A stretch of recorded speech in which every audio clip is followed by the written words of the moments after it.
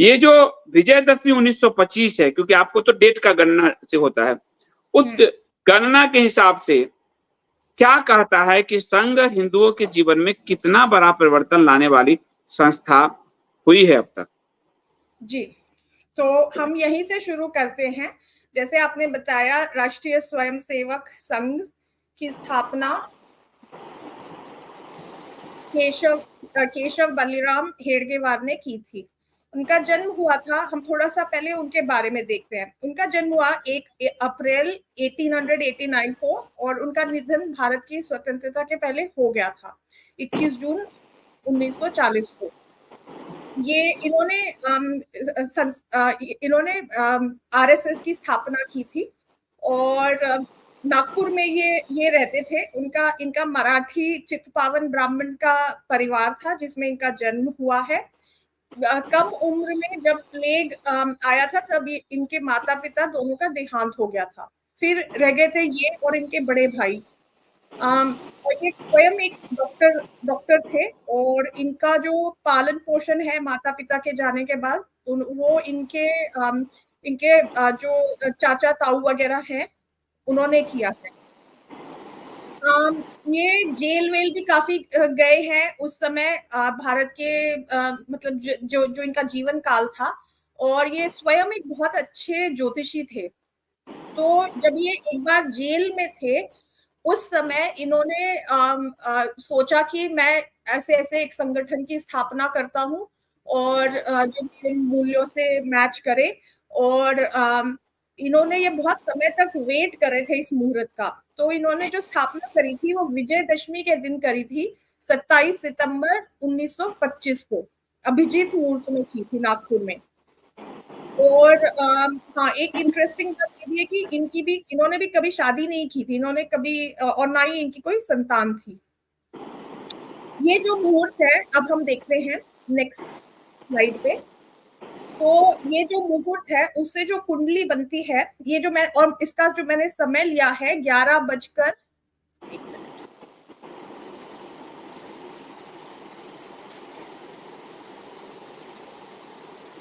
तो समय लिया है मैंने कुंडली का, मुझे यहाँ पे अभी दिख नहीं रहा है। हाँ, 11:59 AM का, 27 सितंबर 1925, 11:59 AM। ये मैंने KN राव जी की बुक से लिया है, उसमें उन्होंने यही समय का वर्णन किया है। तो हम इसी को लेकर के चलेंगे। दिन हमें पता है विजयदशमी का दिन था, तो यही दिनांक, यही तारीख रही होगी, और ये इसी को हम लेकर चलते हैं।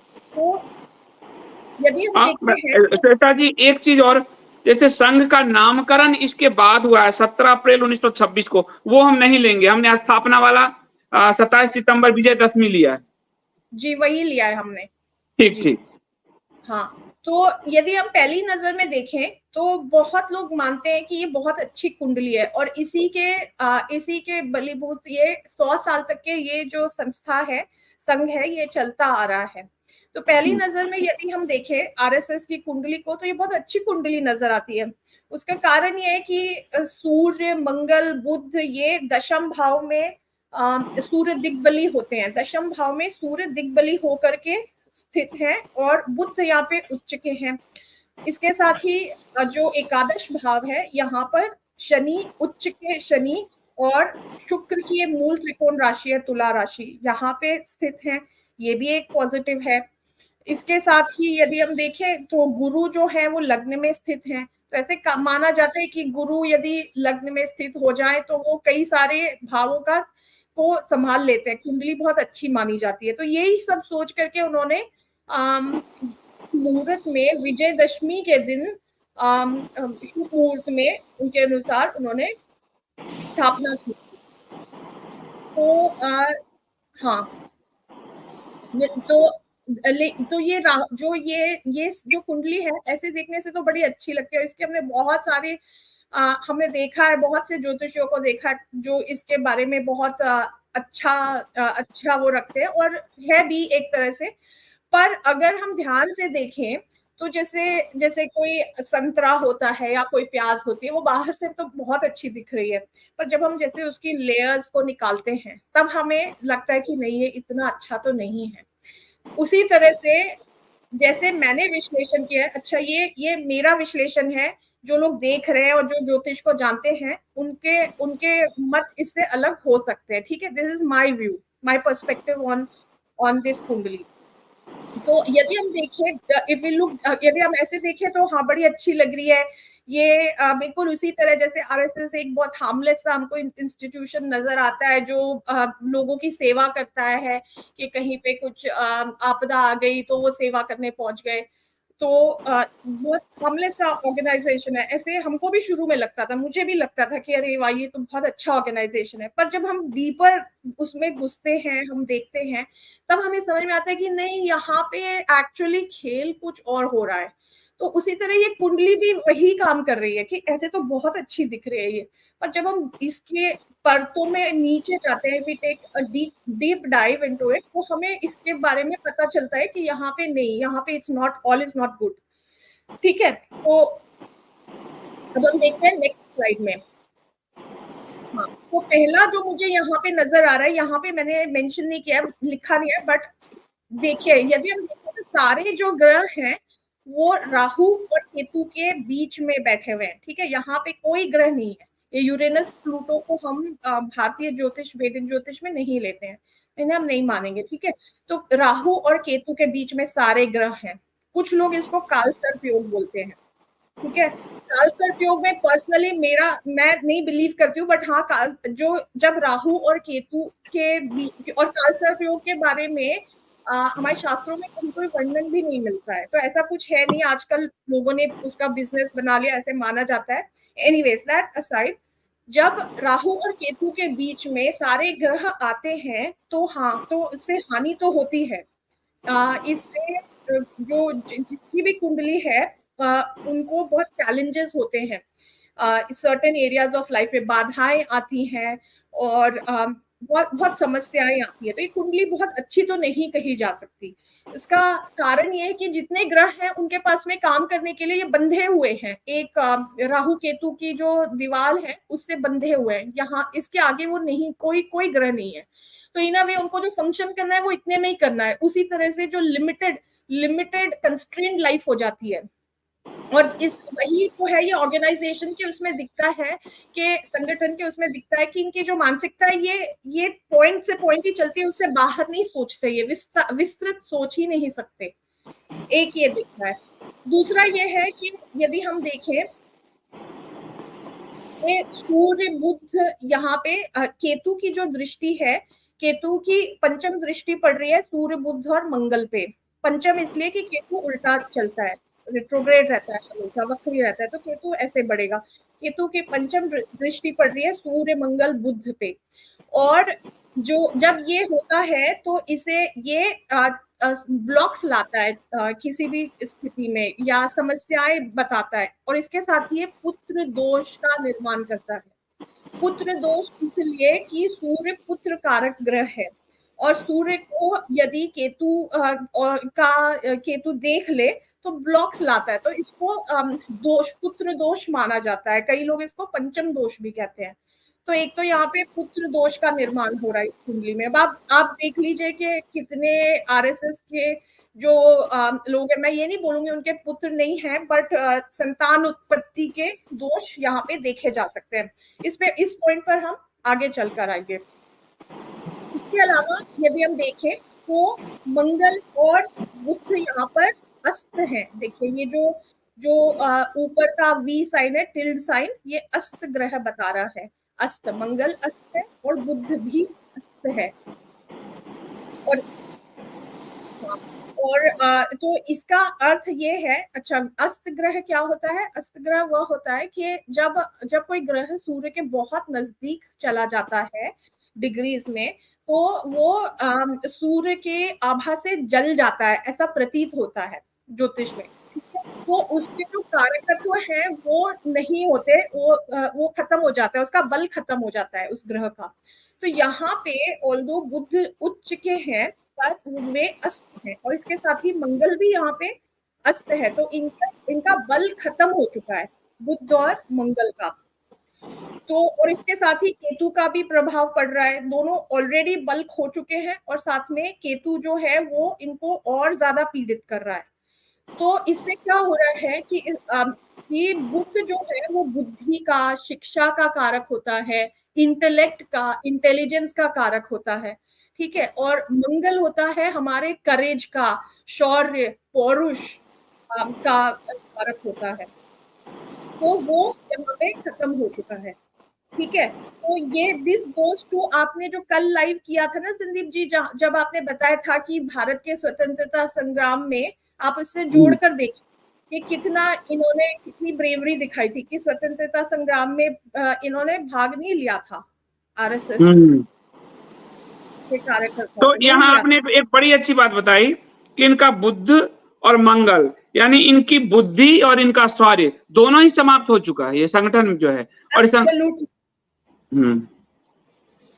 एब्सोल्युटली, और वो दिखता है हमें कि ये बुद्धि वाली बात करते नहीं है, ठीक है। तो ये जिसके साथ, अच्छा बुध की एक और बात होती है कि बुध बहुत ही इम्प्रेशनेबल प्लैनेट है, मतलब कि वो जिसके साथ बैठता है वो वैसा ही प्रभाव ले लेता है, वैसे ही बिहेव करने लग जाता है।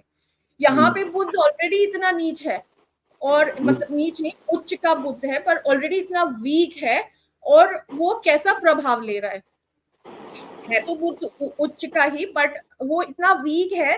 तो वो अच्छा, केतु जो होता है वो आउटकास्ट लोगों को बताता है, केतु का प्रभाव पड़ रहा है सूर्य, बुध और मंगल पे। केतु आउटकास्ट को हिंदी में बोलते हैं चांडाल, और राहु होता है म्लेच्छ, ठीक है। ये हमको समझना चाहिए। तो चांडाल लोगों का जो प्रभाव है वो पड़ रहा है बुध के ऊपर। तो चांडाल और मलेच्छों का प्रभाव संघ पे पड़ रहा है। जी जी जी। हाँ, तो एक परत निकाली तो हमें ये पता चल रहा है, ठीक है। इंटेलिजेंस इनकी अफेक्ट हो चुकी है, पौरुष जो है, करेज है, हमारा लिबिडो होता है, वो सब कुछ समाप्त हो चुका है यहाँ पे इस कुंडली में। तो ये कुंडली इतनी अच्छी नहीं कही जा सकती। Again this is my perspective of this. अच्छा, अब हम और आगे बढ़ते हैं इंटेलेक्ट एंड करेज में। तो यदि हम देखें तो यहाँ पे 4 ग्रह हैं, नव ग्रहों में, 9 ग्रहों में 4 ग्रह, जो कि गुरु यहाँ पे धनु राशि में जो द्विस्वभाव राशि है, और मंगल, सूर्य, बुध ये भी कन्या राशि में है जो भी द्विस्वभाव राशि है। तो 4 ग्रह, नव ग्रहों में से 4 ग्रह द्विस्वभाव राशियों में आ गए हैं। तो इससे क्या हो रहा है कि ये स्थिरता, द्विस्वभाव ड्यूअल नेचर बताता है, तो स्थिरता खत्म हो रही है इन ग्रहों की, मतलब इस कुंडली की। मतलब इट शोज एन ऑर्गेनाइजेशन जिसके मानसिकता में स्थिरता नहीं है, वो जहां उसको फायदा दिखेगा वो वहां पे हो लेगी, ठीक है। और कार्यों की ये स्थिर मानसिकता और स्थिर तरह से जो कार्य किए जाते हैं उसकी कमी दर्शाता है। और इसके साथ ही कहीं ना कहीं मतलब अवसरवादी कह सकते हैं इसको, अवसरवादी। जी, अवसरवादी। सेक्सुअलिटी की हम बात करें तो सेक्सुअलिटी भी जो जिन लोगों की जो सेक्सुअलिटी थोड़ी क्वेश्चनेबल रहती है, उनके भी काफी ग्रह जो रहते हैं वो द्विस्वभाव राशियों में रहते हैं, तो जैसा यहाँ पे केस दिख रहा हमें, ठीक है। अच्छा, अब इसके साथ ही चंद्रमा और केतु, ये हाँ, ये इम्पोर्टेंट बात है, ठीक है। तो अब हम आते हैं जो सेक्सुअलिटी पार्ट है उस पर आते हैं, ठीक है, समलैंगिकता वाले भाग पे। चंद्रमा और केतु उत्तराषाढ़ नक्षत्र में स्थित हैं। उत्तराषाढ़ नक्षत्र जो है उसका इसका जो हर नक्षत्र से एसोसिएटेड है कोई ना कोई पशु, पक्षी, पेड़, तो हम हर नक्षत्र से एसोसिएटेड है। तो जो ये उत्तराषाढ़ नक्षत्र है जहाँ पे हमारे चंद्र और केतु स्थित है, ये जो नक्षत्र है इसका जो पशु है वो है एक नर नेवला, ठीक है, मेल मंगूस। और उत्तराषाढ़ नक्षत्र एक ऐसा एकमात्र नक्षत्र है जिसमें मादा पशु का जोड़ा नहीं है, ठीक है। हमारे 27 नक्षत्र हैं, तो 27 में बाकी के जो 26 जो नक्षत्र हैं, मतलब वो नर मादा मतलब 13 जोड़े हैं, किसी नक्षत्र का जैसे कोई मादा जैसे कोई पशु है, गाय है, और किसी नक्षत्र का नर गाय जो भैंस होते हैं वो है, तो ऐसे जोड़े हैं हर नक्षत्र के 26, बट क्योंकि ये ऑड नंबर है तो कोई ना कोई एक नक्षत्र ऐसा बचता है जिसका जोड़ा नहीं है, और वो नक्षत्र है ये उत्तराषाढ़ नक्षत्र। ठीक है, तो इसका जोड़ीदार नहीं है, मेल, ये नर नेवला है, मेल मंगूस, और ये अकेला ही है। तो इस नक्षत्र में अक्सर ये गुण देखे जाते हैं कि या तो ये अकेले रहते हैं, अविवाहित होते हैं, या इनका जो जीवन साथी है ये कभी जीवन साथी से संतुष्ट नहीं होते, या इनके जीवन में कोई आता भी है तो ये बोलते नहीं हमें परफेक्ट वन चाहिए। तो उस चक्कर में या तो ये काफी सारे, मैं नेटिव्स की बात कर रही हूँ, आप उसको ऑर्गेनाइजेशन पे भी, मतलब ऑर्गेनाइजेशन के लोगों पे भी लगा सकते हैं, तो उनके गुण बताता है, क्योंकि तो या तो ये काफी सारे एक्स्ट्रा मैरिटल उनके अफेयर्स हो जाते हैं, और या फिर ये अकेले ही रहते हैं और ये करते रहते हैं क्योंकि इनको वो परफेक्ट वाला पार्टनर, स्पाउस नहीं मिलता, जीवन साथी। तो ये भी आप इसमें एक और बात आया जो आपने ये कहा, इससे एक और चीज क्लियर होता है। नर नेवला जो है उत्तराषाढ़ नक्षत्र का आपने बताया, जो संघ है, संघ में जो संघ प्रमुख होता है उसका कोई चुनाव, कोई लोकतंत्र नहीं होता। एक चालन मतलब एक व्यक्ति ही संचालन करेगा, वो अकेला पद पे रहेगा, वही संचालन करेगा। इसके बारे में पढ़ा था मैंने, हाँ इसके बारे में मैंने पढ़ा था, जब मैं पहले मतलब भूलने के पहले देख रही थी, तो इन्होंने क्या किया कि जब ये देख रहे थे अगला उत्तरदायी कौन होगा, जो हेडगेवार है उनका, तो पहले इन्होंने डिसाइड किया कि हम कोई अगले गुरु का चुनाव करेंगे, पर फिर किसी की क्या बुद्धि चली, उन्होंने सोचा कि नहीं, हम किसी व्यक्ति को क्यों करें, क्योंकि व्यक्ति तो मर जाता है, वो एक मॉर्टल है, एक मरने वाला जीव है, उसकी जगह हम झंडे को बनाएंगे अपना प्रतीक, वो झंडा ही हमारा वो रहेगा। और इसके अलावा फिर वो जो आपने बताया ना कि सर संचालक बनाएंगे, बट मेन तो हमारा वही होगा।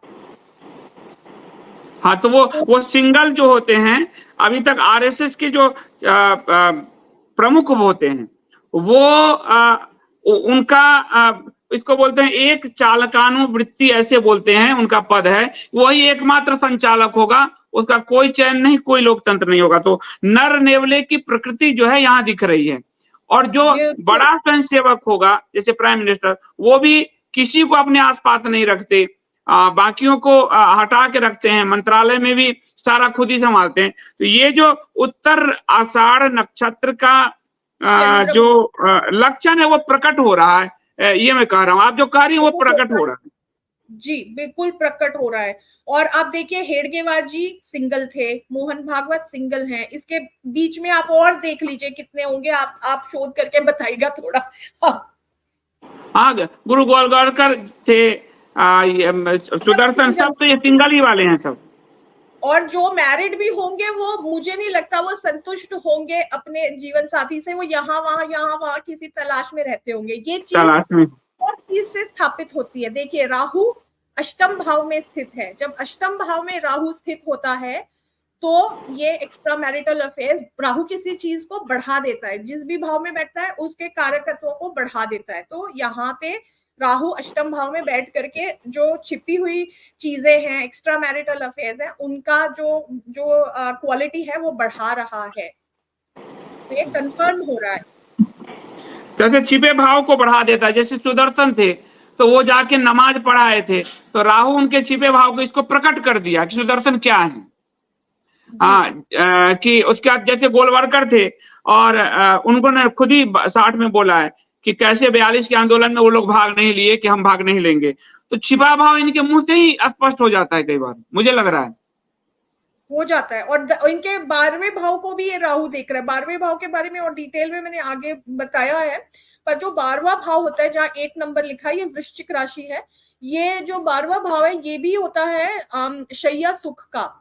तो जो राहु है वो उसकी नवम दृष्टि शैया सुख पर जा रही है। और राहु तो स्कैमस्टर होता है, मतलब जितनी भी एंटी सोशल जो एक्टिविटीज होती है या अपारंपरिक जो होती हैं, जो हमारे ट्रेडिशंस है और सोशल नॉर्म्स है उनसे विपरीत जो होती हैं वो दर्शाता है। तो यहाँ पे छिपी हुई चीजें बहुत दिख रही हैं इस कुंडली में।